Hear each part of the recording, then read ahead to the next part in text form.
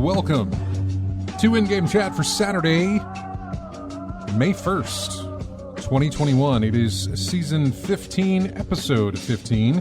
Things I forgot to change in our show stuff, by the way, which I am doing right now. Let's see. There we go, 6:39. I'm Scott. And I'm RJ. If you'd like to get in touch with us, our phone number's 334-272-9228. 334-272-9228. Check out InGameChat.net for all the links to get in touch with us. Or you can find us on Twitter at InGameChat. You can also go to Facebook. We're there. Those are also things that you can pay attention to in case we aren't going to be here for a weekend or something like that. In case there's anything that comes up, we'll hit it up on our Twitter first thing. Sometimes we'll make it to Facebook. But we'll definitely be on Twitter to tell you that, can't make it to the show or something like that. Anything that might come up unexpectedly, you can find out there.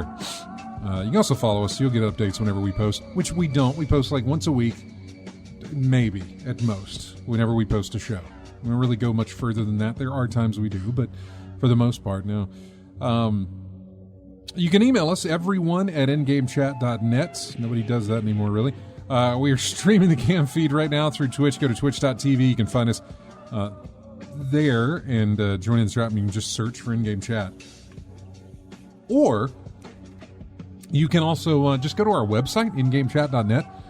Go all the way down to the bottom, and you'll see links to everything you need to get in touch with us, to reach out to us. So there you go, and we already got that, and we already got a caller as well. Who are we going to be talking to? Chris is on the phone. Well, hey, Chris, way to get in early, buddy. Yeah, it was a good time to take a break. We've been outside reorganizing and sticking old Christmas decorations in the outside closet on top of a shelf that we were on a biped, on top of a ladder and everything, and we got to a good stopping point. That old tree weighed about 60 pounds or more, and all three of us finally got it up 90% of it on the shelf, so we decided to take a good break and come listen to y'all and get some gaming in. And yeah, we're pretty much done for the day. Well, hang on just a second, Chris. I got to do this real quick. There we go. Now you're good. Had to have a Got to get that in so I can sync everything up. I'm thinking about getting some new editing software, so I may not have to worry about that. I don't know. Humble Bundle has the Humble Bundle, folks, which we should talk about them. I don't know if I have it in here. I may have it in here or not. I'm not sure if I put it in there. But they've got a video editing, like the whole setup for video editing and stuff. They could handle that. Yeah, it's like like $35, and you get like $320 worth of software. So it's not just games they offer, huh? Oh no! They don't offer just games. They offer video games, but they also offer software, digital books, comic books. If you go to I think it's humblebundle.com, there's a bunch to pick from, and they're all, expiring at different times, and you get, depending on how much money you put in, it's how much you get back as far as the product and stuff. And of course, you can designate all of your, you used to be able to designate all of your proceeds to go to charity. That was kind of the big thing that came up this week was, it's the humble part. Well, yeah, they kind of removed the option to donate everything to charity. They got to get their cut, I guess. So what's the max now? I don't know. I haven't bought from there since then. Okay. So yeah. I thought I had. No, I guess I didn't save the article about it. Are they more in preserving stuff and not doing things like the PlayStation Network and keeping their stuff up forever as well? Are they good? No. Yeah, that's fine. Well, basically, all this is when you do these, it depends on what you use. But if it's video games, it comes with a Steam key or an Epic Games key, depending on which one that it's available on. Mm-hmm. And so when you do games like that, when you do digital books and things like this, they send you keys to unlock, and so it's not coming. The keys are coming from them, but the software, the product comes from some other third party that offers these products. I got you. So like when you download the comic book versions, you may be downloading to Comixology, I think is what the big Amazon one is, or some kind of comic reader on your digital thing. Maybe I haven't actually done the comic books, so I'm not sure. And I'm not sure about Steam and these other stores, but is there options where you can actually download the whole software and put it on a hard drive so you don't have to ever worry about anything happening? Oh yeah, of course. Totally. I was kind of curious. Well, I mean, obviously, if you get keys when it's game related, you get keys to unlock on Steam or on Epic or wherever the storefront happens to be, which is usually Steam or Epic Games, but it's all PC related, and so you unlock it there. I mean, then it's between you and Steam if you want to download it and put it on your hard drive or something like that. So they don't offer, as far as the games are concerned, they don't offer that directly straight from them to your hard drive. Yeah. It's a key that you unlock it from a storefront. Now, I can't speak on the digital options on the books and the comic books and things like that. I don't know how those work. Those may be direct downloads or give you the option to do direct downloads on those. I'm not exactly sure. I know with the software, obviously with the software, you get a key, you unlock it, you download it. Yeah. So on that part of the situation, that's how that would work. And by software, when I talk about software, I mean like the editing programs and things like that, not video games, because those are software as well. But the video game side of things will unlock in a storefront. The software, whatever that is, side of things will be directly downloaded to your hard drive, I believe. Yeah. Yeah, I was just curious, all the stuff that's been going on with the PlayStation Network and that issue that everybody, thank God that they swapped their mind on a couple of the issues. Yeah. If they're like the PC hardware stores, whatever they are, if you could directly download them onto a hard drive, and as long as your hard drive didn't fail, you could at least have a digital version anywhere, anytime that you wanted, and you wouldn't have to connect to the internet to play them, would you? Yeah, I mean, if you downloaded directly, you wouldn't have. Well, I can't speak to that. If the game, for whatever reason, requires you to have to, make an internet connection, then you're going to have to. That again, for a game, it's going to be on Steam's end or Epic's end. It's never going to be on their end. Yeah. For software programs like video editing and stuff like that, you'll get the license key. In other words, you own it, and so they'll send you the key. So you install the software. It asks you for an activation key, just like a Windows would, or like any kind of. I use a lot of audio editing equipment, so whenever you install that, it's going to ask for an activation key, which licenses it to your PC, and so that'll be the same thing. I would think they give you the keys, you download it, and then you activate it, and then you've got it. So, but yeah, I hope that answers your question. I'm not sure. That PlayStation Network stuff. I remember seeing a video here recently. One of the guys I follow on YouTube actually took one of the old PlayStation 4s, and he physically went through the process of that if it actually happened, and removed the CMOS battery, and had no internet connection. No physical, nothing. Nothing worked like they've stated.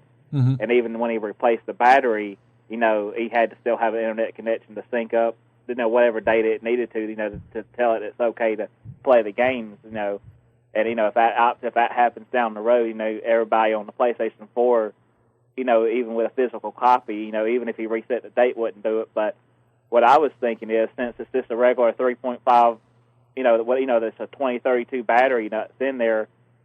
In my electronics teachings and everything, when I went through college and everything, that if you take two batteries and you hook them up in parallel, the voltage of them stays the same, but the current draw is doubled. So they could draw double the current, but the voltage will stay exactly the same. So what I was thinking is, if he just left the die-in battery in there, and he found on the circuit board where they connected to on the circuit, get you another battery that's brand new and hook leads to it, and basically put it in parallel with the circuitry. So when you can swap out the battery, but it's still having the circuit energized, but you're using that to bridge the gap where you've got power to the circuitry no matter what. And then when you put the new one in there, you can unhook your your leads from the other battery, and you're good to go. It will never lose power when you're swapping batteries. There's a way to get around that where you wouldn't have to worry about that.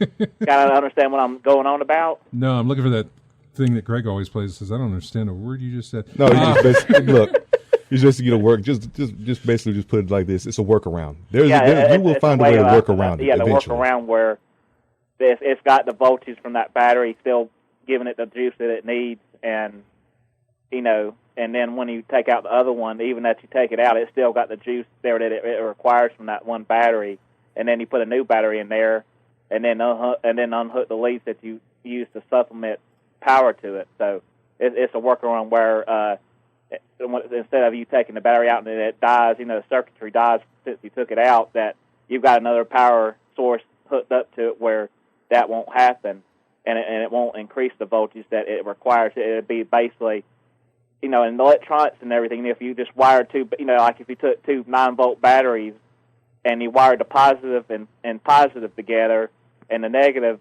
from each terminal together, you'd have the same voltage across those two leads, but its current draw, or the amount of current or wattage it would put out, the amount of power it could put out would be doubled, but your voltage across the leads would stay exactly the same. So basically, using that method, you could wire a battery in parallel where, you do it like that, and then, the voltage is still there regardless if you remove the one on the circuit board or not. It's going to still be powered and you won't lose your data.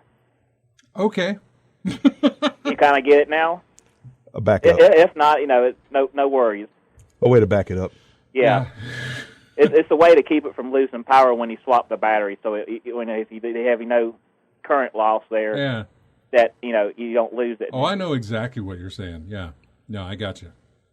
And I sent a message to him to see if he would test that method. But I mean, schematic wise and all, it ought to work. As long as you don't feed it more power than what it needs, so it won't burn something up. So. What have you played? Huh? What have you been playing? Under mine on Switch. Oh, okay. Yeah, I've been having a ball with it. Well, dang, man. That was a lot of info to kick off the show. Only 2 seconds on the video game itself. Yeah, right. We do have another call coming in, but we appreciate you calling, man. Thanks so much. All right, I'll let them get on the phone. Y'all talk to me. I'll talk to you later, buddy. Bye-bye. Bye. Hey, this is In-Game Chat. Who is this? It's Brock. It's Brock! What's up, Spigot? Well, I heard you guys talking about batteries, so I figured I'd call in. Sure you did. No, we really wanted to... Well, it's not that we wanted to talk to you last week. It was just that we were getting into a lot of, your kind of stuff. And we were interested because I was playing... well, first off, I saw you playing Cozy Grove, and then I looked up Cozy Grove, and I'm like, that looks like I would enjoy that. So I bought it.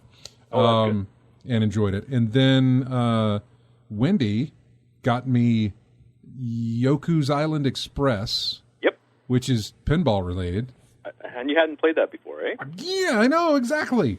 How could that have slipped by? It's been out for years. Because of you. Because of you.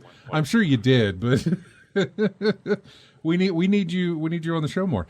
What have see for those of you who don't know, and we talked about this last week, he always plays these little indie games. He finds these little gems. And so I always pay attention to what he's playing, because chances are, with the exception of new Pokemon Snap, I'm not playing that, but I saw you playing that. No, I'm not doing it. But yeah, I always pay attention to what he's playing, because if it's something that is not on my radar that I have never heard of before, I need to look into it, because chances are it's really, really good, whatever it is. So yeah, how have you been? How's the family? How's everybody going? We haven't talked to you in a few months. Yeah, it's been ages. It's been a busy probably. I think it feels like it's been almost a year. It's been busy, but everybody's hanging in there, and we're just waiting for the light at the end of the tunnel here. So. Oh, that's right. You're Canadian. How's everything up there? We're still waiting to start opening things. We don't have all the vaccine you guys have, so Eventually, we'll get there. But Do you have any? Have you been vaccinated? I've gotten one shot, but I don't get my next one till July because we have like a 4-month wait between shots. Wow. Yep. So, wow. Because that's our supply. So. Is that okay? All right. Yeah, I mean, hopefully they'll get some more up here, and then it could be a little shorter. But that's basically they go, well, maximum amount is 4 months, so we got to get one jab into everybody's arm rather than waiting for 2 and less people. So interesting. Yep. Okay. Wow. Well, what gaming-wise, what's going on with you? I've been playing a lot of big games lately. What are they? Like, a lot of like games like Assassin's Creed Valhalla. Oh, big games. I see what you're saying. Big games. Yeah. Yes. I thought you said bake, and I didn't understand what that meant. Like Overcooked. No. Yeah. I've been working through the Yakuza games, just all sorts of stuff. But then still dipping into the small stuff. So lots of little things. How do you find the small stuff? Like how do you how do you stumble upon these things? What do you do? Part of it's just digging around on the on the eShop every week, or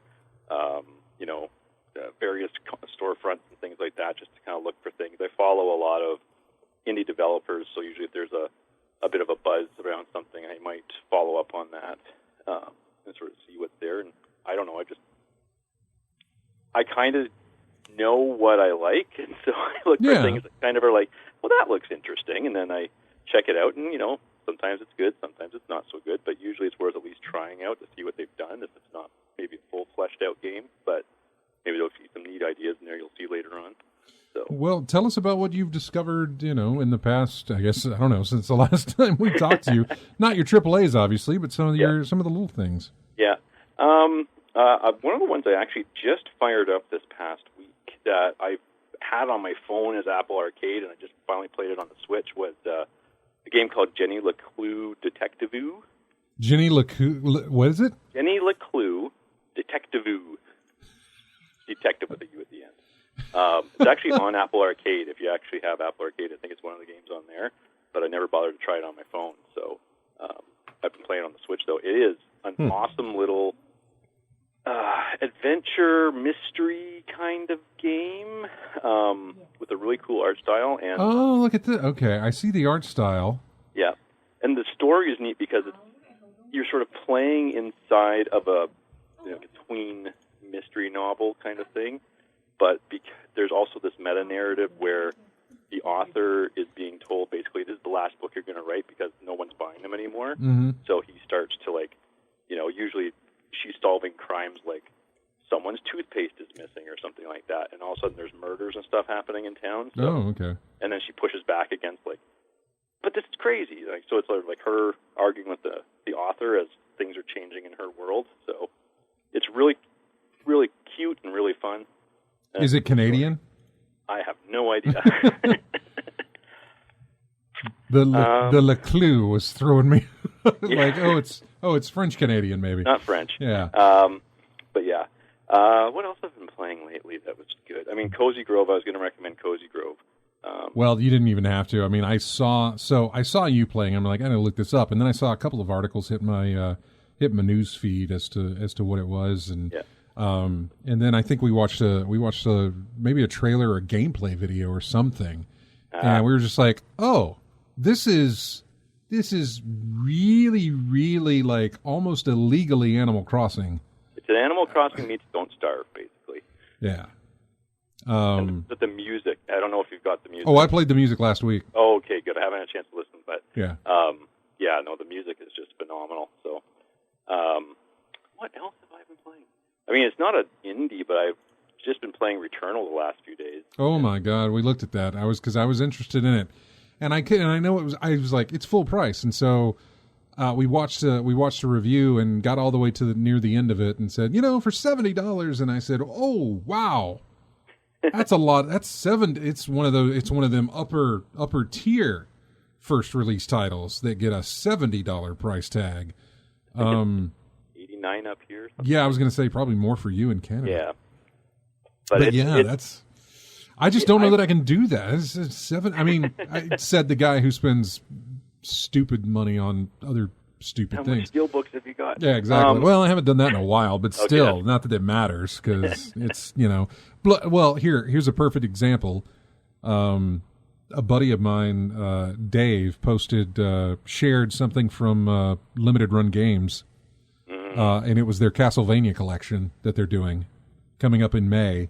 It's $174. Oh, wow. But it comes with a buttload of stuff. Nice. I mean, a ton of stuff. Is it a ton of stuff worth $174? I don't know. But it is, here, let me see if I can find this image somewhere. Whoops, no, I didn't want to do that. Don't you hate when you click the wrong thing on a computer that's already slow? Because now you got to wait for it to process what you just did. There it goes. Get rid of that. Open image in a new tab. And then let's see if we can share this for you guys. It's probably gonna take you to a Facebook page, or it may not even work. I don't know. But I'm putting it in the chat room. God, that's a long link. The limited run, limited ultimate edition? The limited run, limited ultimate edition of the Castlevania Anniversary Collection. You get a shadow box that lights up and plays music. You get retro box art prints. You get a steel book. You get a retro-style dust sleeve that looks like the old Nintendo dust sleeves. You get a deluxe clamshell case and a retro-styled box with metallic ink. You get miniature replica box collection of Castlevania, Simon's Quest, Dracula's Curse, Super Castlevania 4, I think is what that is, Castlevania Bloodlines, Belmont's Revenge, Castlevania Adventure, and something called Kid Dracula. And then you also get the original soundtrack, one reversible poster, and a book of the Crescent Moon, History of Castlevania. I just listed all of that for you.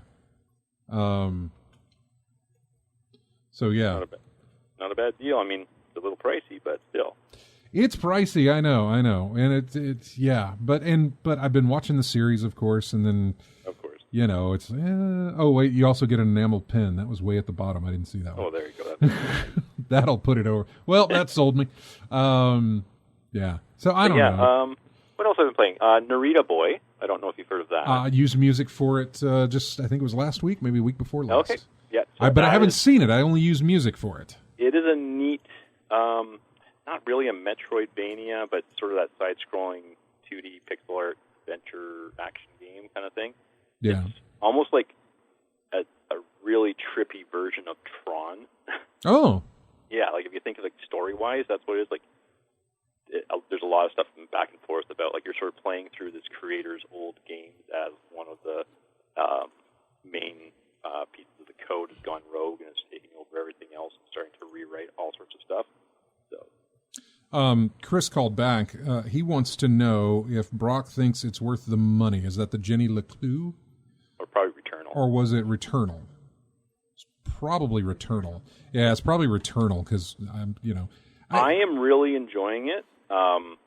It's a certain kind of game, though, right? It is a roguelite. Or it's a game for a certain kind of people, maybe. Like if you liked something like Hades,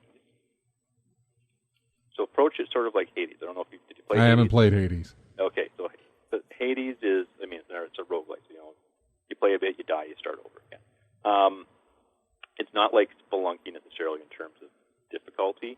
So it's more like a Hades in terms of you make some progress, you might get some stuff that then carries over to the next run, then you go again.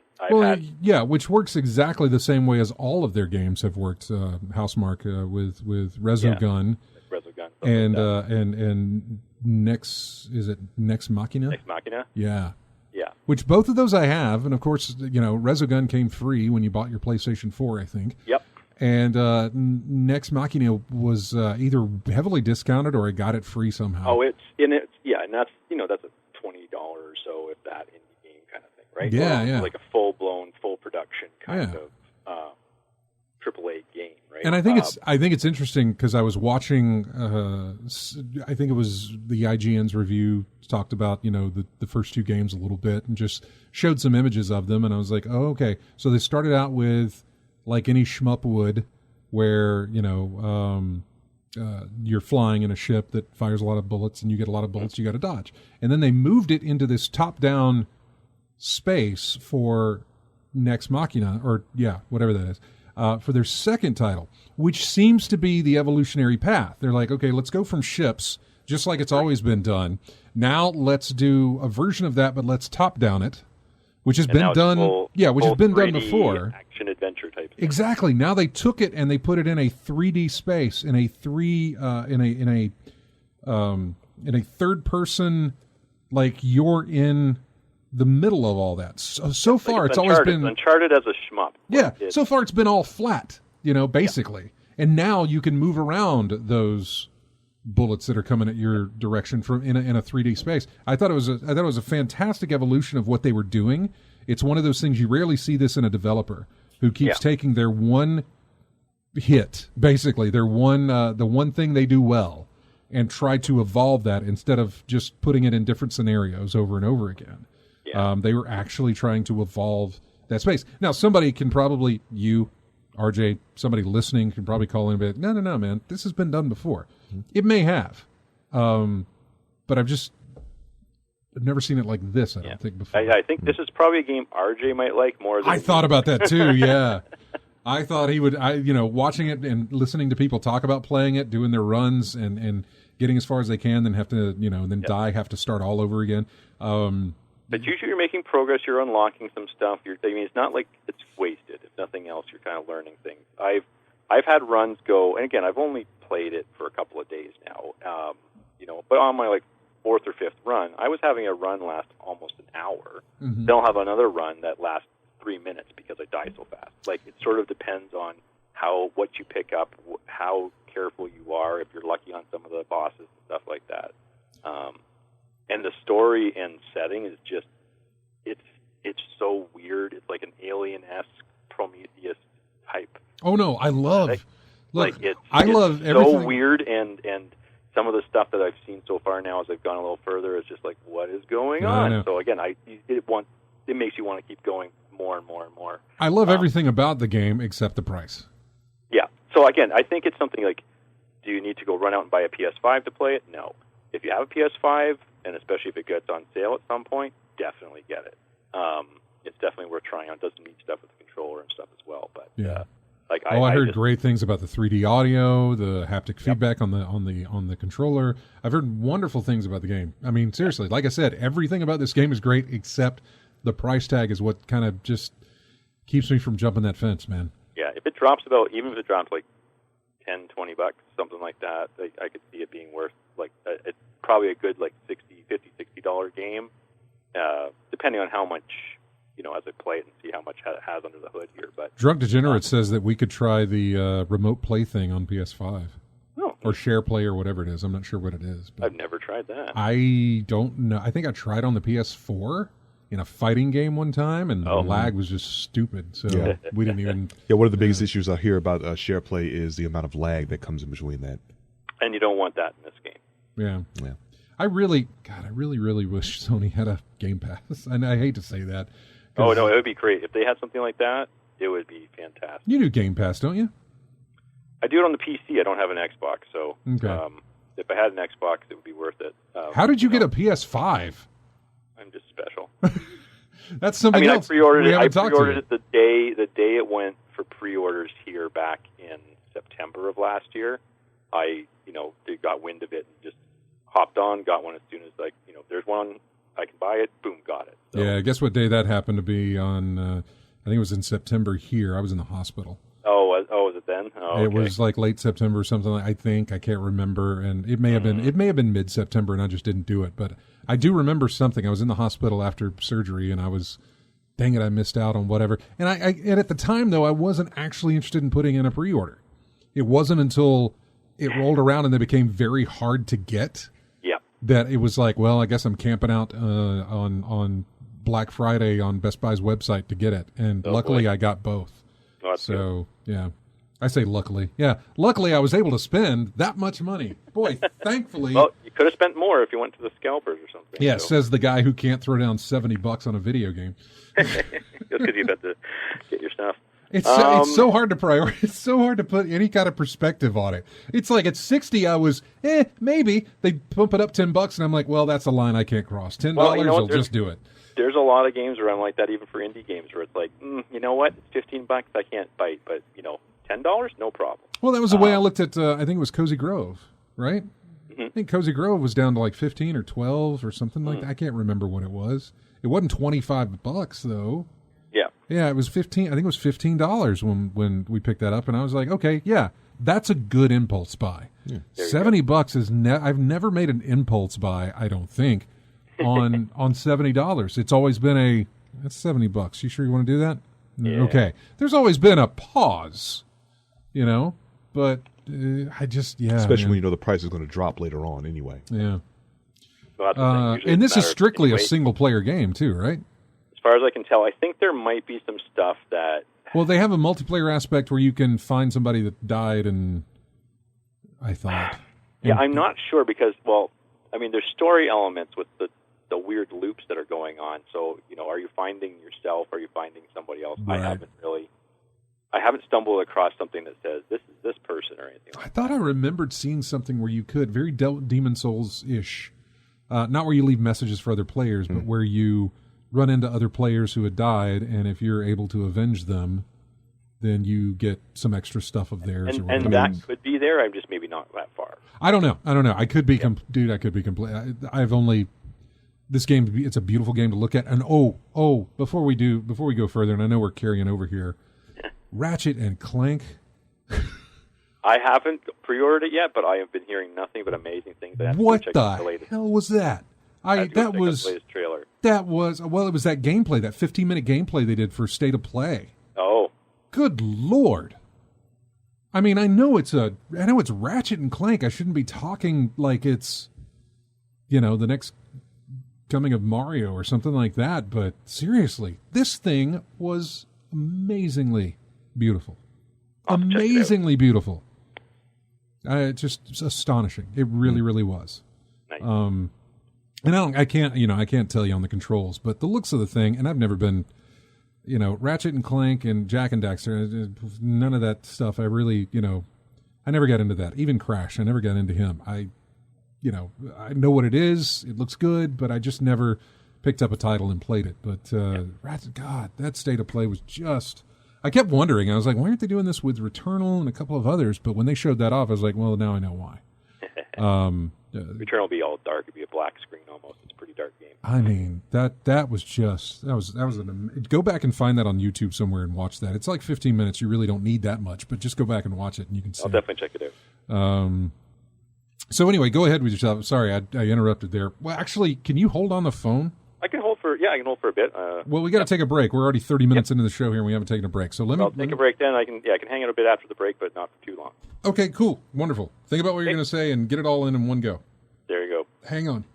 All right, we'll be back with more of In-Game Chat and our chat with Brock coming up here in just a bit. Music, we're going into Nier Automata. Automata. Yeah, I got it right. Okay. Well, actually, it's Nier Replicant now, I think, is the remake or the remaster or whatever they did on PC. Is, I think, Replicant. I thought it was a new story. I think it was a new protagonist anyway. I think it's a prequel. I think it's a little something. I think that game's a prequel. Anyway, I found a track from that. It's called Hills of Radiant Wind. You're going to hear that, and we'll be back with more of In-Game Chat. I want to get to it quick because Brock's only got a little while to hold. So I want to get to it quick. We'll be right back after this.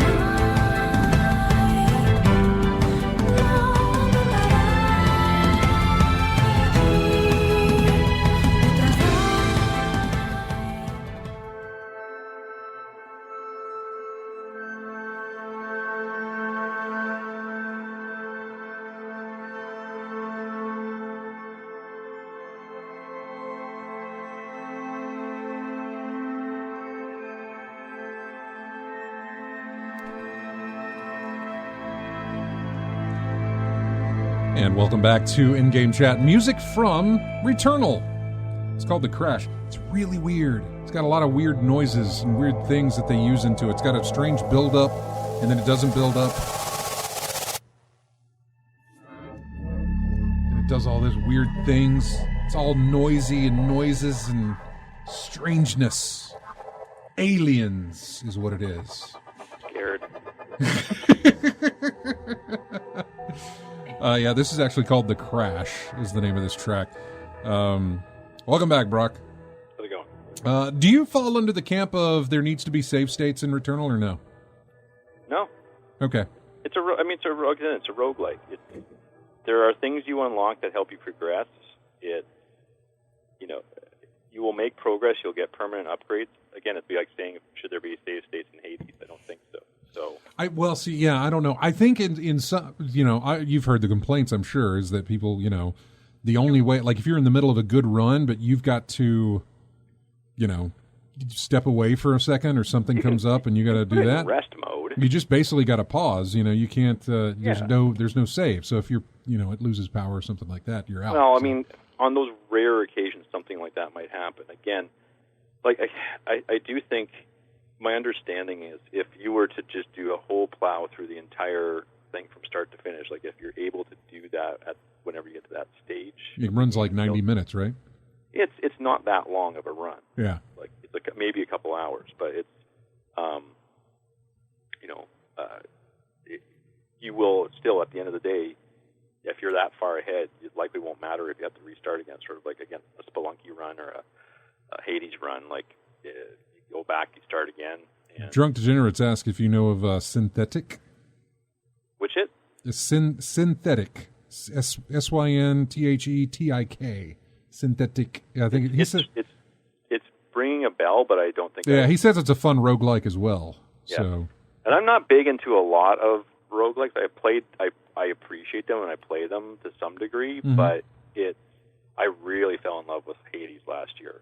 That ate up a lot of time. A lot of people did. It won the DICE Awards this year for the 2021 Game of the Year. Very, very good. So that's kind of where it really clicked. And this is sort of like an in-between something like that and a Dark Souls type of game, but it's also a bit of it's house mark, so a lot of the enemies and the attacks and stuff like that are bullet hell kind of spreads of bullets things coming at you, but it's easy to navigate around it if you're paying attention. I've died more from playing it late at night and falling asleep in my chair and walking off a cliff than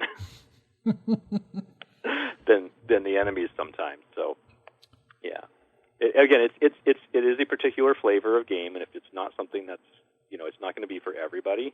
But I think if it is at least interesting to you, it's worth giving a try at some point. Yeah, AC Wraith says he strongly recommends a game called A Robot Named Fight. It's a procedural Metroidvania done correctly, and the variance is fantastic. A Robot Named Fight. That title itself just sounds like that would be something you'd be down for.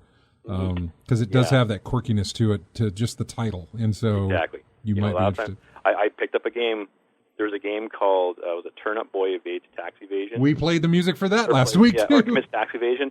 I almost bought it, except then there was also a game called Buildings Have Feelings 2 that came out the same day. I almost feel like I demoed that at PAX like 2 years ago. Oh, yeah?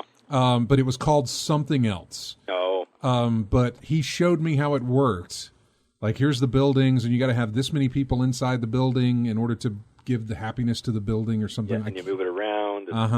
Yeah, it's so weird and funny. Like, you'll get the smokestacks think that they're better than everybody else because they're way up high in the clouds. It's just really, again, charming and silly and fun, though I hear that it gets really crunchy and hard later on in the game, trying to figure out the puzzle on each level. So, so I got that. I was going to say, you guys were talking about Nier at the beginning there, before the break. Replicant is a remake of the game that came out on the PS3, I think. Yeah. So it's not a remake of Automata. Okay. It's a remake of the one that came out back in the day. So it's actually a version that we never got over here. So there's two versions of that game, and we got one version, and then the other version, they had both versions in Japan. So this is a remake of the version we never got over here. So Yeah, there it is. I played Buildings Have Feelings 2 back in 2018, August, or whenever, PAX of 2018 is where I played it. And I was wondering whatever happened to that thing, and then I saw it, and I was like, I think I played that game. It's cute. So, yeah. Anything else that you played? Anything else you've taken a look at or looking forward to getting your hands on? Probably the one I'm the most looking forward to at this point is the Sovereign Skies edition of Sunless Skies.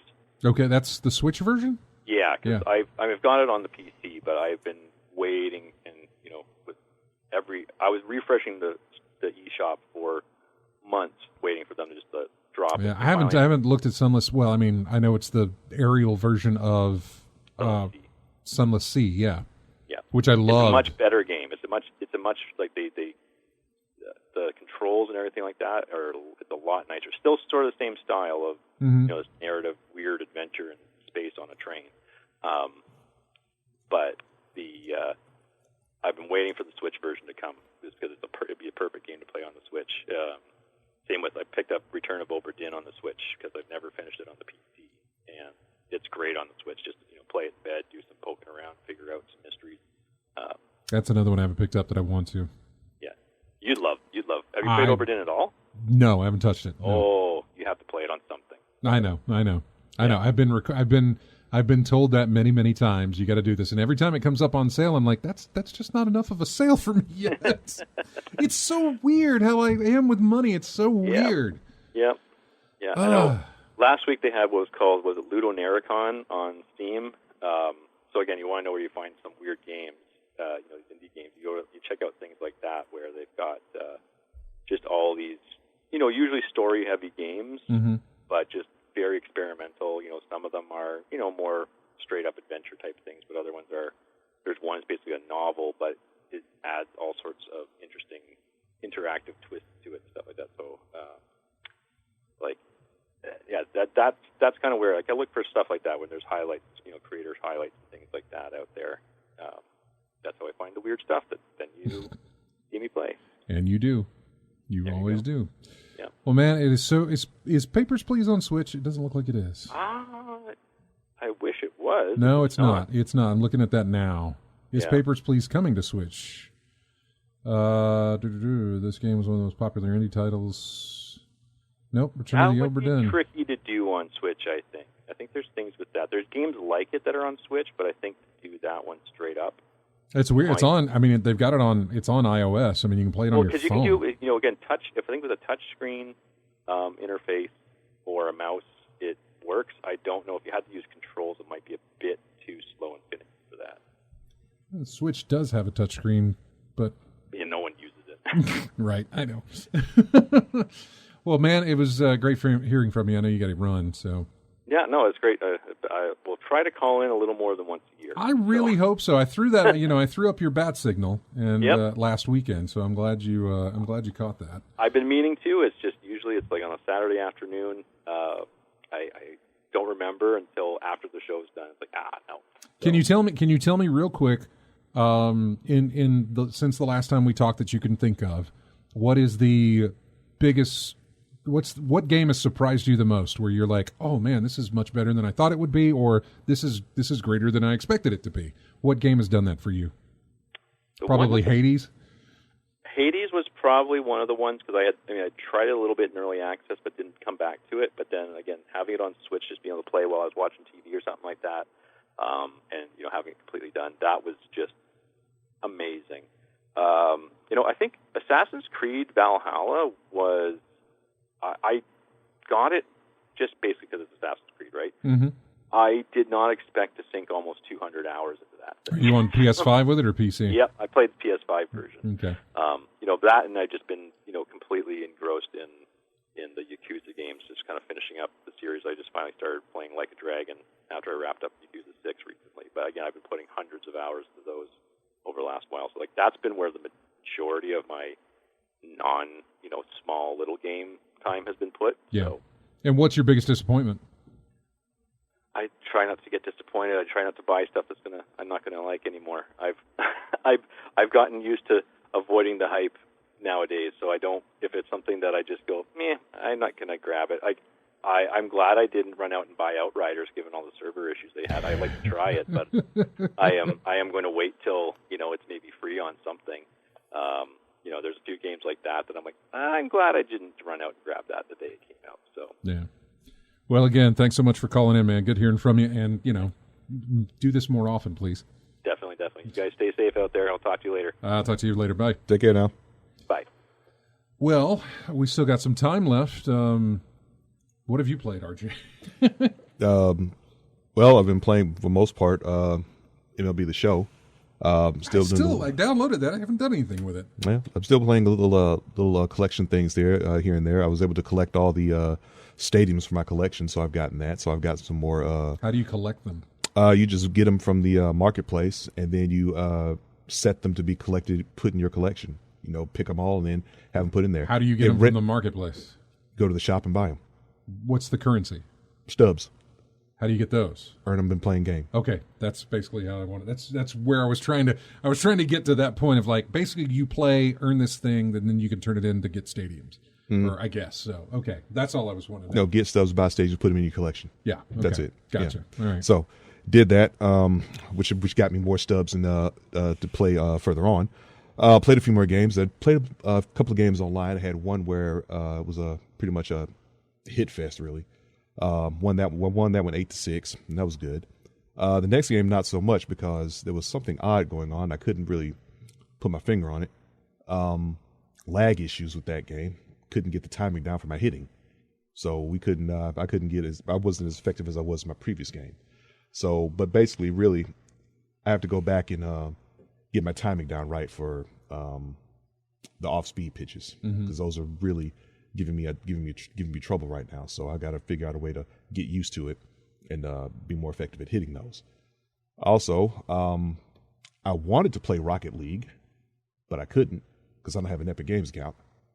So I updated it to on PlayStation. Oh, okay. Yeah, but it said sign in with your Epic Games account to play. Yeah. I don't have an Epic Games account. Yeah. So I've got to get that before I can actually play the game. Well, didn't it give you an option to make one or no? It gave me an option to make one, but like I said, I don't have it. Until I get one, I can't play it. Gotcha. So I'll take it off if I don't ever plan on playing that. So go figure. And recently, I've played R-Type Final 2. Yeah. I started playing that. Yep. Did I send you a link about the... Yeah, you sent me a link about the time it took for someone to collect all the ships in R-Type Final. Mm-hmm. Took them a minute. Oh, yeah. 30 years, yeah. Yeah, double-digit years to get that thing, yeah. So we finally did that, so kudos to him. I finally started playing the game, getting my collection up and running. Trying to get through the game is... a little difficult, but then again, it's R-Type. What do you expect? Mm-hmm. It's R-Type. You will die and die again until you get it right. I swear I think this is why you would love Returnal. I don't know if you've watched any videos on it. I think it would really... And not that it matters, because, you got to have a PS5 to play it. And I know, so I know you're probably thinking, what's the point of me even looking at that? No, I've heard the game, never looked at it. Yeah, I don't have a PS5. There's still not enough games on there to merit me picking one up. So until it is, then I'm although stay put. Yeah, I was going to say, although that collection that comes with it, although most of those are PS4 games, that PlayStation Plus collection, which gives you probably a lot of games you've already either played or owned. I already got, so yeah. So still no reason, still not enough there for me to pick one up yet. But anyway, getting back to R-Type Final 2, play the game until I go through the stages and everything. It's a standard fare of R-Type, really. It really looks good, and the gist of it is really trying to pick up your points and building material to gather up all the ships that you have available. But I'm having a good time going through that. Trying to play through it on normal right now so I can see what's coming, because the key element of this game is knowing what's coming, so you can strategize and get through it as effectively as possible. The place I'm stuck at now is stage 4. I'm in this area where the boss is a huge swinging pendulum. Yeah. Which has a swinging pendulum with lasers coming out of the bottom of it. So you got to get your ship in the right place, because if it swings up to the ceiling where you're at, that's just going to smash into you and you're gone. One hit and you're done. So I've been trying to get through that and everything. So I've built some ships, and I finally released the Grace Note, which was my favorite ship from R-Type Final. So I finally unlocked that. So I'm going to use that as my main ship and basically progress through the game until I unlock everything else. Hopefully, it won't take 20 years. Right. I'm looking at a trailer on it now. And Which one? For R-Type Final 2. R-Type Final 2? Yeah. Mm-hmm. Man, that's a lot of stuff going on screen. Oh, yeah. There was a Stage 4 was a part where I couldn't effectively hit the weak spot of one enemy until I was ahead of it. So it's like it's behind me. Mm-hmm. So I had to make sure that I get my force unit behind me so I could actually take it out. Unfortunately, there's too much stuff going on in front of me to bear putting my force unit behind me. So I just have to get evasive, really, to get through that area. So I finally managed to get to the boss, but man, there were times when I got shot down in like 2 seconds. Where the screen says ready, and a bullet came out, and I wasn't expecting it, and boom, your ship's gone, dead. And that's my fault because, didn't you see this coming when you got here before? Oh, I didn't remember it because there were some checkpoints. You don't know you got to the checkpoint until you die and get back to it, right? So as soon as you get back to that checkpoint, ready, they mean it. Get ready because they're attacking as soon as you get control of your ship. So that's happened a couple of times within 2 seconds, dead. Yeah, I was just watching a little trailer for it there. Yeah, obviously everything goes back to Returnal for me because that's the one that was been on my head or been in my head here for ever how long. Yeah. Anything else? Did you play anything else? No, just those three. And trying to get as much as I can in before Resident Evil comes out. Like that in the chat room, it snuck up on me. It comes out on the 7th. That's Thursday. Yeah, I think May 7th. No, Friday. I think that's Friday. That's Friday. So yeah, I'm going to be trying to get as much MLB The Show and R-Type in that I can. Probably going to skip over Rocket League and try to go through as much as I can with that before Resident Evil 8 comes out. Yeah. Well, we got to take another break, and when we come back, I'll talk about the games that I played as well. And we've got music here from. Okay, so obviously it's another month, and Humble Bundle rolled around because I'm subscriber to Humble Choice, where they offer the 12 games. Lately, you used to be able to only pick like 10 of the 12, but lately they've let you pick all 12, which is nice. So I just go through and I grab a bunch of games at the end of the month because it's only $12. It's like $1 a game, basically. And so this is one of them for this month's stuff. April, by the way, not May, but April. It's called Avon Colony or Avon Colony. Mm-hmm. Anyway, the track's called The Farthest Reaches. We'll be back with more of In-Game Chat right after this.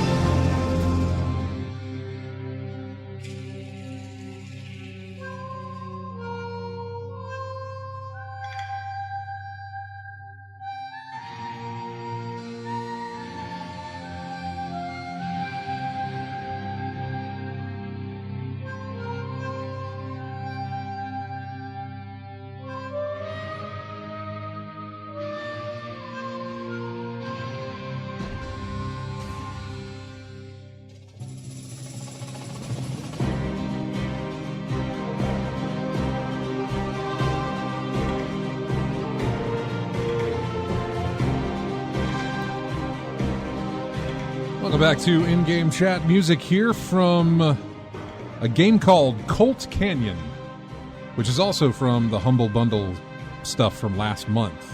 It had to be a Western the way that thing introed. Yeah, it is called Entering the Canyon. I don't know a thing about it, but I own it now. But yeah, Colt Canyon is the name of that one. Oh, Fubo plays it, says that he's trying out Pokemon Snap while watching the show. Otherwise, he's not doing much else. I'm not going to get into that. Pokemon's never been my thing. And so I just never got into it. What's the one where people was hunting around? Pokemon Go. Pokemon Go, okay. On your phone. I did that for, a little, I don't know, as long as it was hyped when it first started. Yeah. For maybe a good 3 months or so, and then it done. Yeah. I really stopped. was like, you're requiring too much of me. Which isn't much, but it was still like, that requires too much of me. While you're out and about, have your phone and just you may pick up and something. we did, and a lot of people did. We all did. We were all like, ooh, here's a gem, The country did. Yeah, and but the only lasting image I got is that like that mass congregation to Central Park in New York. I remember that one. Yeah. That's they tried to do a big. I got for that game. Yeah, they tried to do a big Pokemon Go convention get together, something I can't remember what it was, and kind of failed on them somehow. I don't actually remember what it was. Oh, what have I played? Not a lot.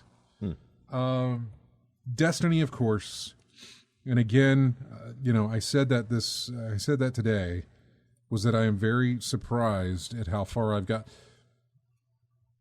Pre-heart attack. When I didn't care about my health, I mean, obviously I cared, but obviously I wasn't caring enough to go do anything about it. But pre-heart attack and COVID, I guess you could say, or at least when I got it back in October, my Destiny time was come home from work, go straight back to the, put my stuff up, go straight back to the computer room, sit down, start playing Destiny, or look at the internet real quick and then eventually get to Destiny. That's what it was. And that was every day. Fridays, it was like, hey, Friday night, I'm going to come home and get the music ready and the show stuff for the next day. And then I've got all night. I can sit there and play, and I'll just play. And then I'll get up Saturday. And Saturday was like, let's look at the internet or something. I usually wouldn't play any on Saturday mornings. Or, I would, take a look at the internet, whatever, and then go get dressed, get ready to do the show thing. And then Sunday was another one, get up, go get coffee, sit at the computer for a little bit, and eventually get to Destiny, where I do that for most of the day. It was a lot of Destiny time. Yeah. After that, after the heart attack, after COVID, when it was time to get my act together and get in the exercise, put in the effort, do the stuff that you've got to do to make your life, to make your body better and to make your life better and to live longer, get that exercise in, that sort of thing. My Destiny time was reduced drastically because I would come home. Now I come home, I change clothes, and I get back out there and go walk, run, jog, whatever that is. And I do that. Then I come back inside and I work on some more stuff for work. I very, very rarely will I touch Destiny during the week. Few occasions, maybe here and there, but very rarely will I do it. And if I do, it's only for maybe like 30 minutes. It's only because I want to get like a quick little run of something in that I can do right then, and I'll do it. I have progressed further. Doing this, get up Saturday morning and play a little bit, get up Sunday morning and play a little bit, and that's it. I have progressed further in the game doing this than I ever did playing day in and day out. You know what I'm saying? Yeah. And it's impressive. I don't necessarily know. I'm not really tooting my own horn. It's just impressive that I was able to do that, playing less than what I would play before. And I don't know if it's because I'm more focused. Like when you're when you've only got the 2 days to do it, you need to do these things and get those things knocked out. Go for it and knock it out rather than do whatever. I don't know if that's the case. I don't know if they made it easier for you. I don't know. I don't know. But I am so far ahead than I have ever been in this game by playing less of it. Or at least feels like I'm playing less of it. Yeah. It's weird. It's very, very strange. So yeah, I played Destiny, yes. Got back into Cozy Grove, obviously, and played Rocket League. Some on Sunday. It started to kind of get its hooks into me a little bit. And I was like, wait a second. This is kind of fun. And then that stopped. And I never went back to it. What made you stop? The games need to be, for me, the games need to be quicker in between.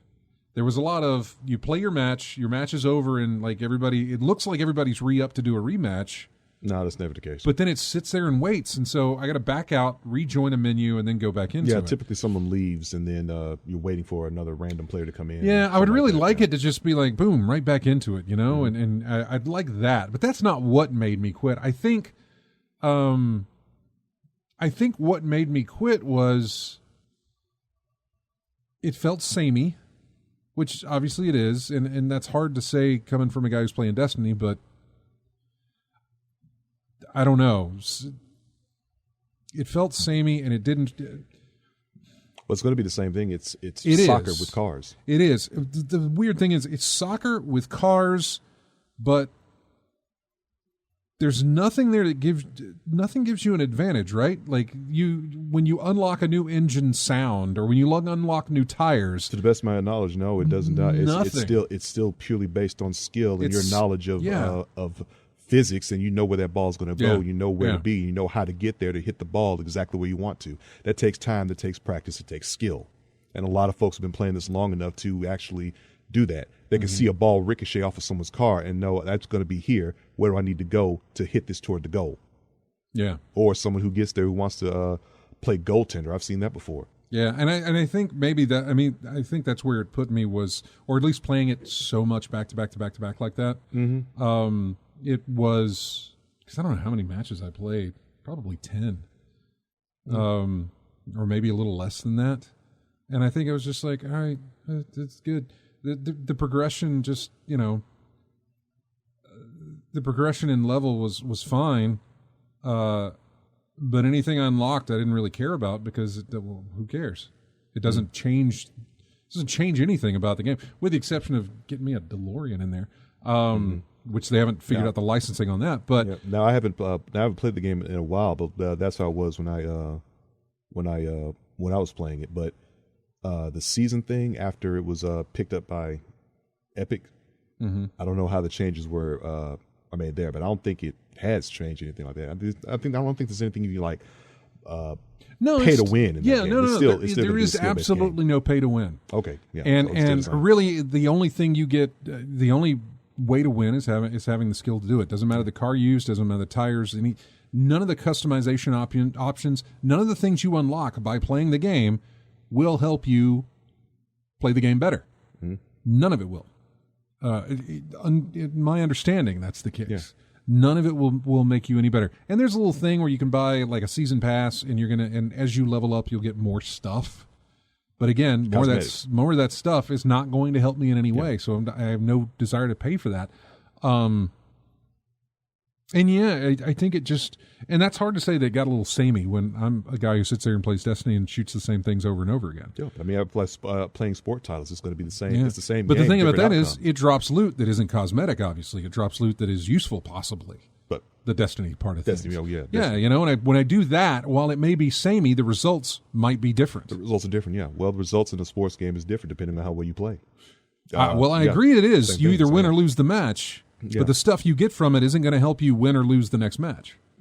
Just experience. Yeah, you just got to keep playing and take those L's until you can start and turn them into W's again. Yeah. Lose and lose and lose until you get it right. I know. There you go.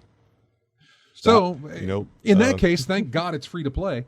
So yeah, I don't know. There were some fun moments, but after a while, I just felt like I was doing the same thing over and over again.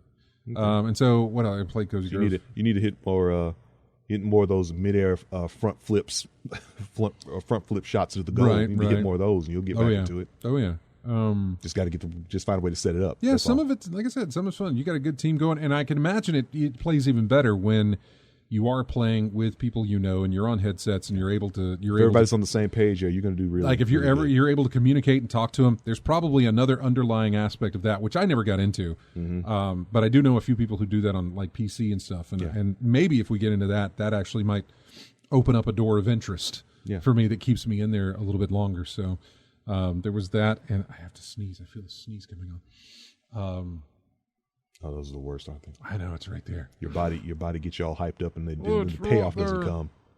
Now you're mad for like 5 seconds. Nah, it's gone now. See, it's there gone. you go. It's gone. And I don't think I played anything else on the Xbox, but we did download a lot of games on the Xbox. Now, Wendy is here, and she did not want to go on camera yet. We'll get to that point whenever she's ready to get to that point. But now she's going to go on mic for the first time. And so, because we downloaded, we looked at some games on the Xbox, and I'm going to have to adjust your levels here. I have no idea how you sound. But we were trying to find some games that she was interested in, and just going through Game Pass. And so we downloaded, far too many games. We downloaded Blair Witch. We downloaded Night in the Woods. We downloaded... what was the other one that we downloaded as well? Something that like this is a horror theme you were getting? No. Well, Night in the Woods didn't seem like a horror thing, but maybe it is. That one where you're in somebody's mind, or you're in the mind of somebody who's dealing with manic depressiveness or something like that. And I can't remember what the name of that game was. It was a black and white type thing. It was a black and white type of game. Yeah, there was that. What else? We downloaded On the black and white game, I remember was Mad World. Nah, it wasn't that. No, this looks more like an indie title, actually. It wasn't Genesis Noir, man. No. Keep going. Go further indie. Like a one-person development team made the game. And I'm trying to, if I can find a list of games. The way you described it sounds like a very old title. I remember a while back. It was like so the scenario was you're going into surgery, and while you're under anesthesia, there was a lot of while you're under anesthesia, you're gonna have a lot of stuff going on in your mind. You have to like survive this this platform mental playground of everything in your own mind. And if you die in your scenario, you die on the table. I forget the name of it. It was a while back. It was like mid to late 80s. This game was on PC. I couldn't remember the name of it though, but I always remember that aspect though. Okay, here pretty we go. Interesting though. We downloaded Rain on Your Parade. That's the one where you play as a cloud. Okay, Troll Cloud. Yeah, that rains on people. We played that. That was actually fun because you're given objectives of you only have a certain amount of water, and you're given objectives on like what to do, like get rain on the entire guests of the wedding, and then make sure you get that's a bonus thing, but make sure you get the bride and groom soaked as well, and then make sure you get everybody, and you've got to get everybody done before your water level runs out. So there was stuff like that in there. What else? I think we downloaded Call of the Sea, but I haven't played it. Maybe we tried to play that. I got Destiny 2 downloaded, but she hasn't looked into that yet. Let's go at 200 games per page. That'll help out a lot better. Do you remember what the other stuff? I'm scrolling through here real quick just to see. I don't know that I can go through every single thing here. You shouldn't. What about What Remains of Edith Finch? Have you mentioned that? There you go, Michael. There it is. This No. is set up for you. Yeah, no. What Remains of Edith Finch? That's another one that we downloaded. That's good for her to learn the controls of like first-person type stuff, moving around in a first-person space. Getting the controls of thumbstick go this way, thumbstick move camera this way type of thing, which is something that she's getting used to on that. And I think that's I think that and this other one that I can't think of at the moment is what we've downloaded. I believe. I don't think we downloaded any more than that. But you could tell me if we did, because I don't remember. I don't think so. I think that's all. Was it a recent game? I have no idea on the thing, and I'm still scrolling through so much stuff on Game Pass. Good God. Has anybody mentioned it in the thing? No. Can you sort by date? No, it's just I'm going through there trying to see, and it probably doesn't matter at this point what it is, because it won't. People be like, I don't know what that is. Oh man, 200 results per page, and I have to go to page 2, so I can't remember. We'll have to look it up and see. Watch you figure it out halfway home. I'm sure we will. We won't, actually, because I don't remember what it is. We won't. I'll just let this load, and I'll come back, at some point down the road and be like, it was this, and we'll know. Check and get home. What did you, out of everything you played, though, what did you enjoy? Obviously, I guess you enjoyed Edith Finch, right? Yeah, I'm still working on that. Why did you enjoy Edith Finch? I could take my time. Yeah. I didn't feel rushed, and I don't know, it's pretty. Yeah. And I liked the music, and I believe there were animals, so that too. So that worked for you. Mm-hmm. Is it one of those titles where you just turn your brain off and play? It is basically an exploration simulator type Okay. thing. I mean, it's where you just walk around to discover and learn. There is no there's no combat per se. I mean, there was you played as an eagle and you had to go and or you were a fox or an owl or something, and you were Mm-hmm. picking up food off the ground, and that was telling a story while you were doing it. But there was no way to. I don't think there's a way to lose that sort of thing, or die from it or something like that. It's like I said, it is a completely exploration type thing. You're learning the story as you explore. Yeah. Oh, My Time at Porsche. We downloaded My Time at Porsche, which we didn't play. But showing her the trailer of that was very like customize your characters, decorate your home, tend to your garden, plant trees, all this. Very Animal Crossing-esque, which is where she started with and kind of what she enjoys. But we did download that as well. I am really trying to find. I'm trying to think of another title that was back in the day we played. You talked about it. I think it was it Firewatch? The Firewatch? Firewatch, yeah. Yeah. Don't hear a lot about that game anymore. No, Like whether it be a sequel or a remaster or you just don't hear about that game. Yeah, it was just something about it that the way I think we've talked about it on the show, but the way y'all were speaking about it was something that I might want to at least look into or check out what it was all about. Yeah. I wonder if it was like the same situation you were going through with Edith Finch.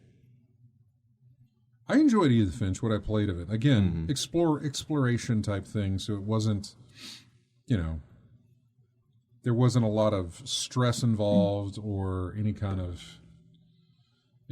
Just chill and relax. Really it is, which is the same way. So Thar66 mentioned Spiritfarer, same thing. Great game. We have it on Game Pass. Enjoyed it. And what was the other one? The Witness. I don't know about The Witness. It's really, it starts out okay, then it really just messes up your head. What was another one that I was thinking of in that same vein? Gone Home. Gone Home. Okay. Yeah, Gone Home would be another one that did that, where you just sort of explore and learn as you go type of thing. You don't have a lot of, there's no fights, there's no health bar, there's no guns or shooting. It is completely you going into your old house and exploring the house and learning about this family and what happened with this family. So sounds like a mystery. Not necessarily. You're not out to solve anything. You, as the player, are learning what's going on. The character that you're playing as already kind of knows these people and knows this family, but you're learning about them as you play, in discovering notes, letters, pictures, things like that. So that actually works out pretty good. I'll never find. Join us next week when we tell you what this game was that we played. What game? Yeah, exactly. What game would that be? Oh, no. Anyway, I probably could have been better off to type in black and white game that deals with mental issues. I tried that. It came up with black and white and something called Go. Hang on. I'm going to look this up. Black and white game that deals with mental issues. 10 video games that deal with mental illness. What are there? Let's see. Oh, I didn't know that. There's Child of Light, Celeste, Night in the Woods, Last of Us. I'm sure they're going to have Hellblade in here. Limbo. Oh, man, that was a good guess. Dark Souls. Wasn't that one of the best ones that dealt with that? Hellblade? Hellblade, yeah. Yeah. It did. Got the game. I haven't started yet. So, yeah. Story of my life is a whole bunch of games that I've got that I should be playing, but I don't. Yeah, she's getting a lot. Hellblade is one of them. She's getting a lot of suggestions in the chat room there of what to play. Yeah. So yeah, and then you tried Blair Witch, but you still not used to the controls just yet. No, I don't. I don't have the control. What about Rocket League? You played Rocket League though, right? Yeah. Oh, yeah. Definitely. Yeah. I'm learning, how to make the car go the right way and, actually go. And so I'm still struggling with that, but I still have fun playing, Yeah. But your big one obviously is Animal Crossing. Showed her how to use the stock market. She figured out how to use that anyway. Yeah. This week she understood. She's learned many times the power of sell when high. Right. And so she took that lesson whenever she bought at like 107 bells and they were being, or when they were being sold at 107 and they were being bought back at like 200 and something for them. So that's a good little profit, right? Except if she had waited the next day, they went up to like $500. No, I just needed to wait until after. Oh, until afternoon? You checked the morning and then the noon price was huge? Oh, man. Yeah. Thar66 says Blair Witch is not good. It's made by it's not Blooper. I think it's Blue Burr. Better play medium instead. She's seen me play medium, but I would actually revert her back to their previous, even before Blair Witch. Oh man! And now I'm completely forgetting what the name is. The name of it is. It's like there's a painting in a room, and it's all out of shape. And as you go and explore this mansion, this house, Layers of Fear. That's what it is. Layers of Fear.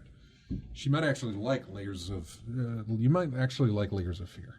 I don't know, but we can download it and you can play it and see if you do like it. So, so yeah, and in weeks to come, we'll see how things progress with these games that she's playing as well. So, anyway, she's in the chat room if you guys want to talk to her. The Wendigo is in there. In fact, let's do a quick little roll call here. We've got AC Wraith, A10, Commander Root, Drunk Degenerous, Feet is in the chat room. Fubo Plays It, Lethal Migraine, Retrode, Stephen Van Dam, Streamers Area, Tactus 59, Thar 66, Wendigo, 204, and TYTDL is in there as well. We need to hit some news. We haven't touched a bit of news since we've come on the air here, so we spoke on the Humble stuff, but we're going to talk about that after we come back from this break. Music here from another game that came with the Humble Bundle this month was Sniper Ghost Warrior Contracts. I think the track for this was called I Look Forward to Meeting You, which is a weird title for a track, but whatever. We'll be back with more in Game Chat after this.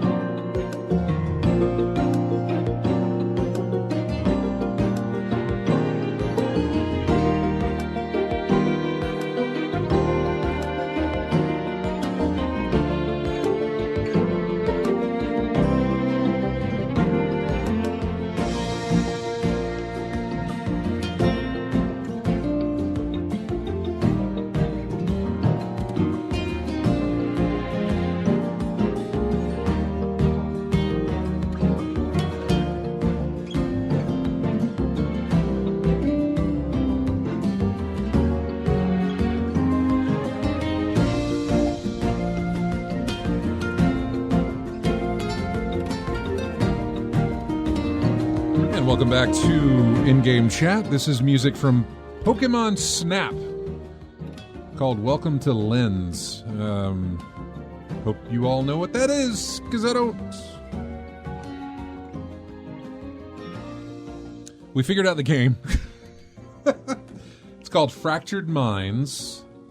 Subtitle, An Interactive Story by Emily Mitchell. It is an immersive, artistic, short game exploring anxiety and mental health issues, which is what it's about. So, yeah, a young designer award winner, 17-year-old. Yeah, I was trying to be like, you got to go indier than that, because you were throwing out some indie titles. And I was like, you got to go much indier than that, like student project indie type of thing. And so that's what it was. So yeah. Okay, some of the news we haven't looked over any of this stuff. I even kept some stuff from last week because we were so short on some news here that I don't even know if we have time. Let's see. Let me see. I'm looking at the clock. We probably don't. We'll just get what we can in. That's well, all. Let's talk about the games with gold for May, and also the PlayStation Plus titles for May as well. We always do those, so let's get those out of the way. Games with gold, which just seems, I don't know, almost redundant at this point. You'll get the entire month. You'll get, what is that? I really wish they would. Armello is what it is. A game called Armello. Not exactly sure what that is. It's a rich, occasionally abstruse. Digital board game where assured victory can turn either on the roll of a die or on a rival's act of cruelty. That's what that is. Then Dungeons 3, then Lego Batman, the first one, and then Tropico 4 are going to be available this month for games with gold. For PlayStation Plus, which is a lot more, I think given what Game Pass is, I think people look at games with gold like, oh, here's something to add for the month, even though I've got all these other games to pick from. PlayStation Plus announces theirs. It's like, okay, what are we getting? Because this is the only free stuff we get from you, so what are you giving us? For PlayStation Plus, you'll get Battlefield 5. Yep. Stranded Deep. And Wreckfest. Yeah. Is that right? What's the PS5 game? Maybe that is it. Well, normally they do a PlayStation 5 game.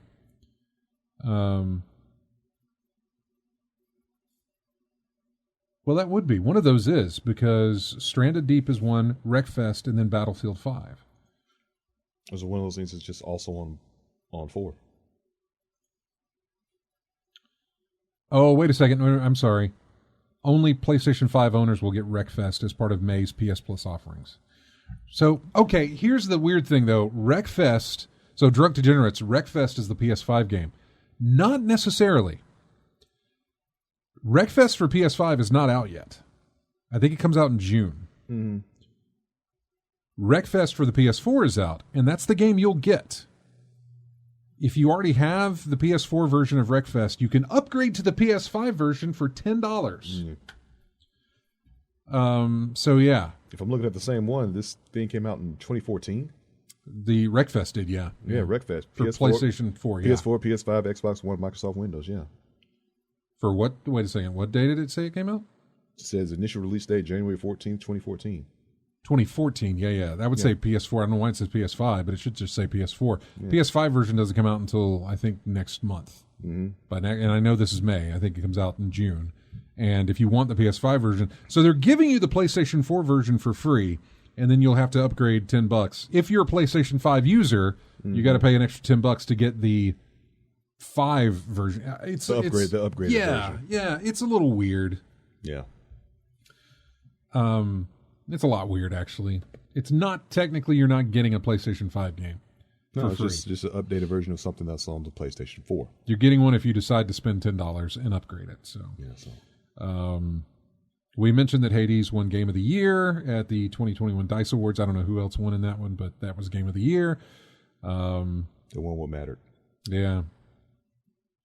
Electronic Arts and Respawn won the video game industry's first ever Academy Award, or Oscar, this past week. Let's see. There was a hardware... Okay, so there was some numbers here from Xbox I kind of wanted to get into. There's a Wreckfest PS5 trailer, shows off the upgrade to PS4 version. Well, it says free on... Wreckfest trailer shows off PS5 version, which is a $9.99 upgrade. So be sure to pick up the PS4 version on PS Plus next month, so that all you got to pay is $10 to get the PS5 version. So yeah. What does it say? Let's see. Sony announced, blah, blah, blah. Trailer for the game on Thursday explains obliquely why that's the case. When the Demolition Derby Sim PS5 version launches on June 1st, those who own the game on PS4 can upgrade it to $9.99.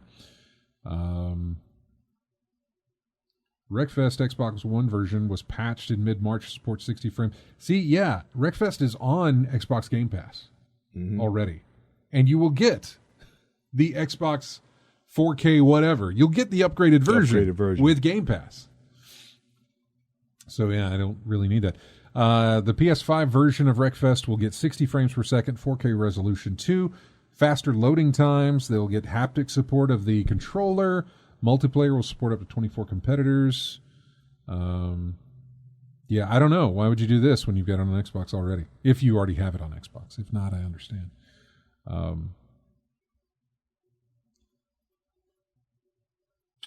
Somebody mentioned it in the chat room, and we were talking about something else at the time. But every studio that Activision owns right now is working on a Call of Duty game. Like, they can't even do anything else. This is it. They it's been mandated from on high that, finish what you're working on, finish the game that you're doing, and then move into Call of Duty, please. Work on the cash cow. Yeah. Because somebody mentioned the studio called Toys for Bob. They're the ones who developed Crash Bandicoot 4 that came out. But now they are working on Call of Duty. It says, with that move, all 9 studios directly owned by Activision are part of the Call of Duty machine in some capacity. Toys for Bob is working on Warzone Season 3 content. Raven Software is doing support for Call of Duty. They've been doing that since 2010. Activision Shanghai is working on Call of Duty Online. Demonware is doing server support for Call of Duty. High Moon Studios, they did some of the Transformers games, some of the good Transformers games, by the way. They do support for Call of Duty as well. Beanox, which did some great Spider-Man games back in the day. They're working on Call of Duty and have been since Black Ops 3, which is why you haven't heard of them doing anything else. Collectively, Infinity Ward, Treyarch, and Sledgehammer have been taking turns developing Call of Duty games for the last decade. I think it even goes on to say that Blizzard hasn't developed a Call of Duty game yet, but it does sell them on their digital store.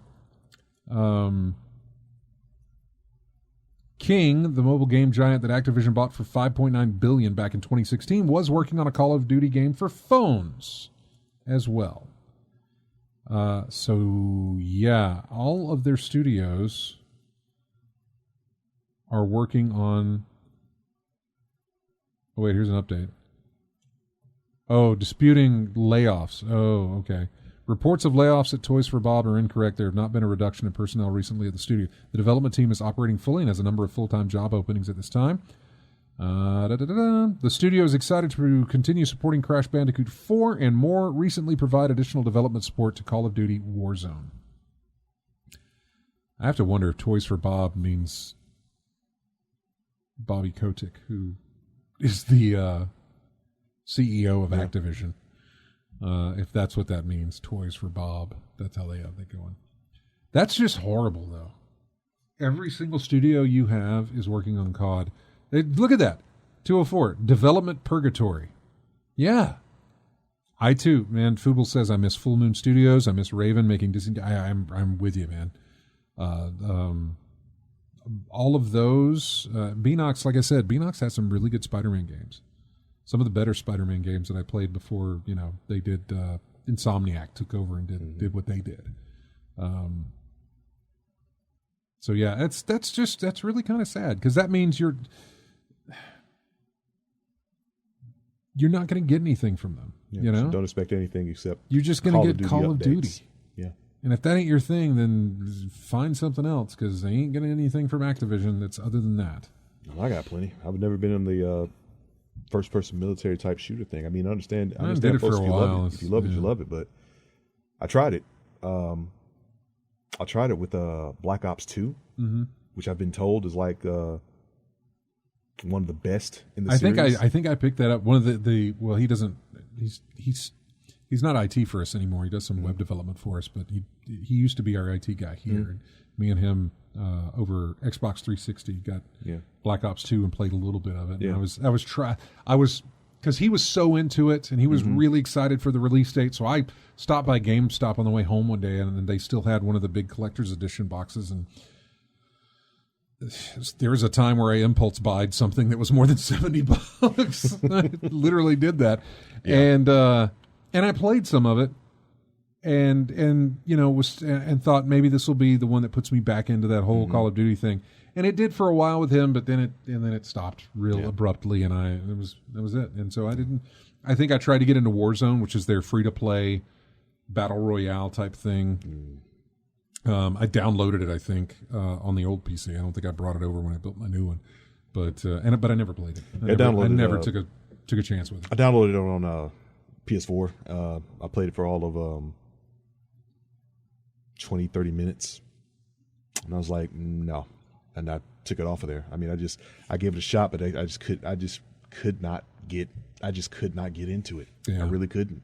I mean, the part it was free to play and give it a shot, but I just couldn't do it. I'd take it off.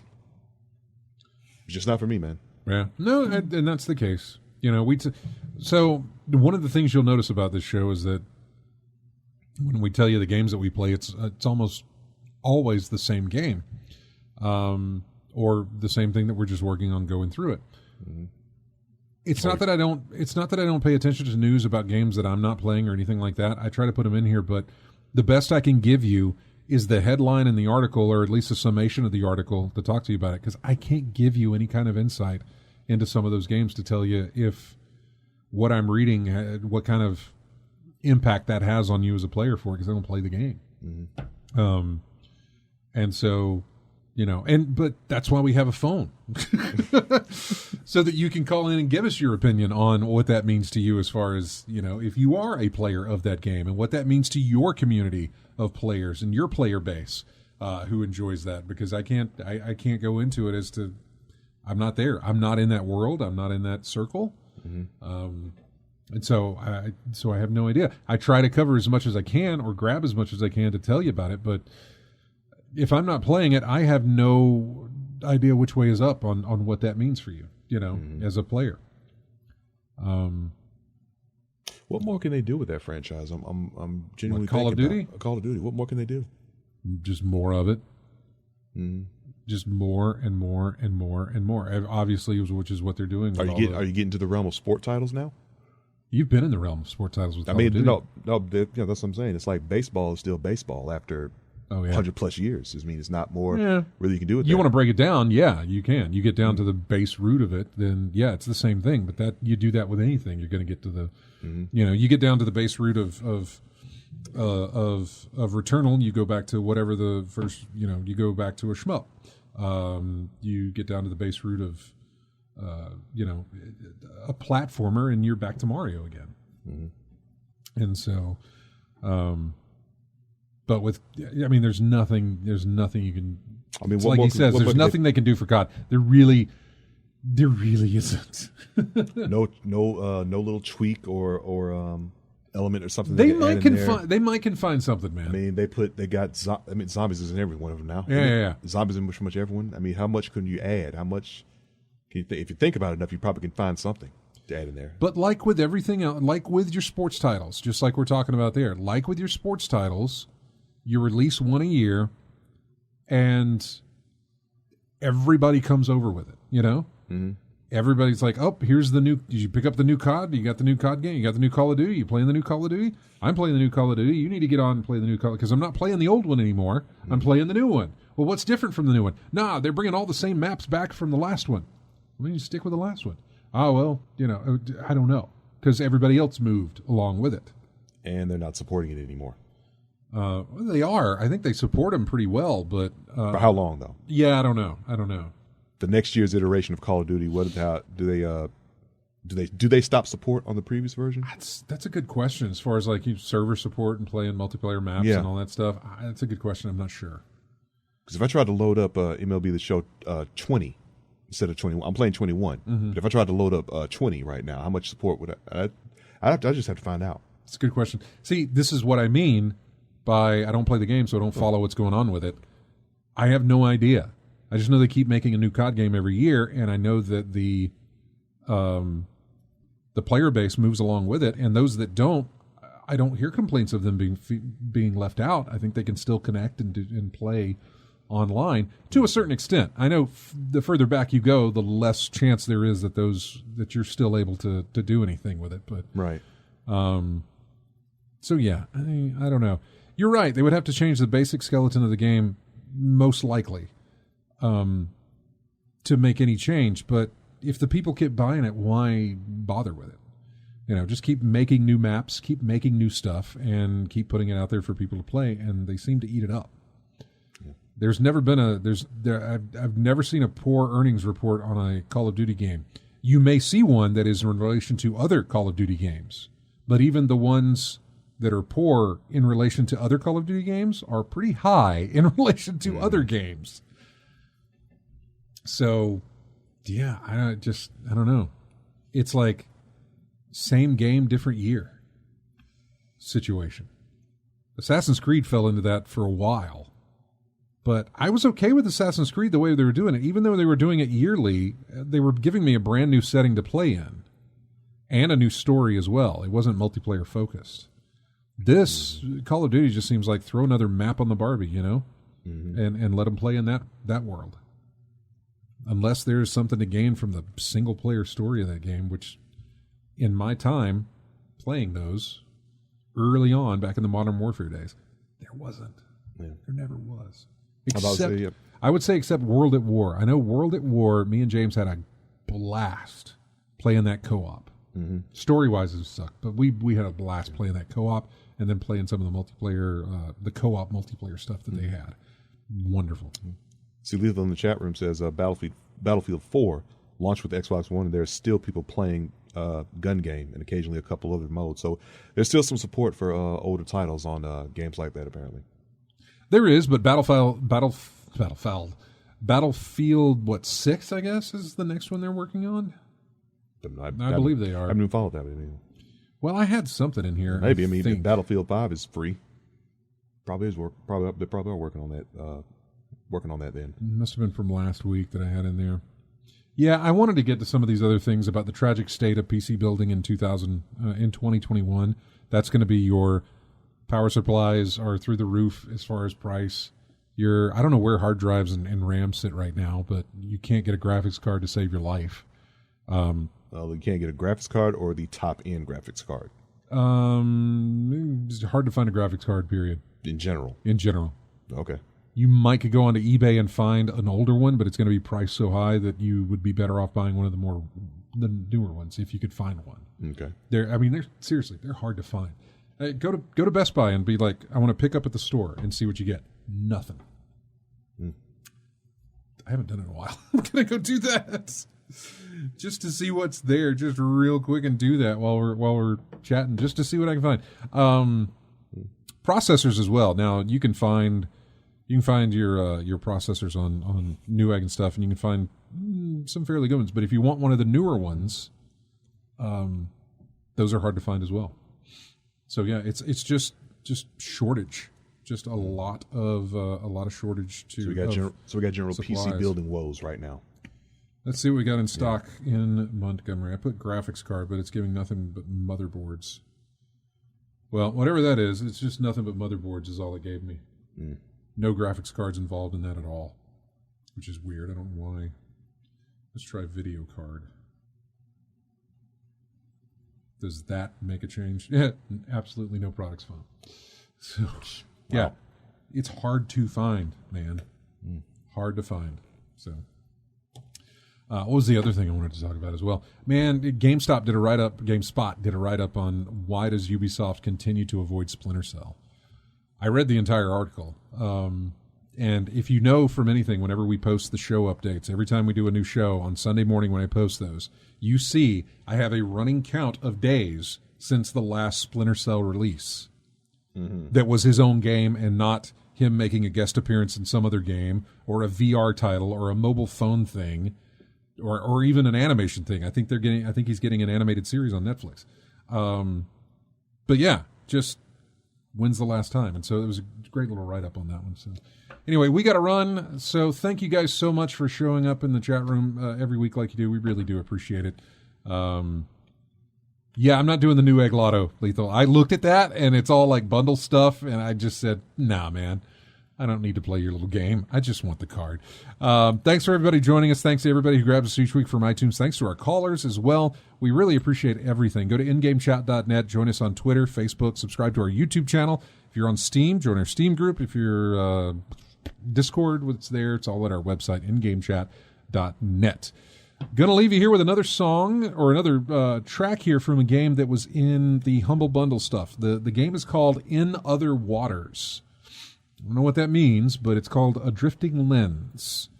You guys have a fantastic week, and happy May Day, and we'll see you next Saturday.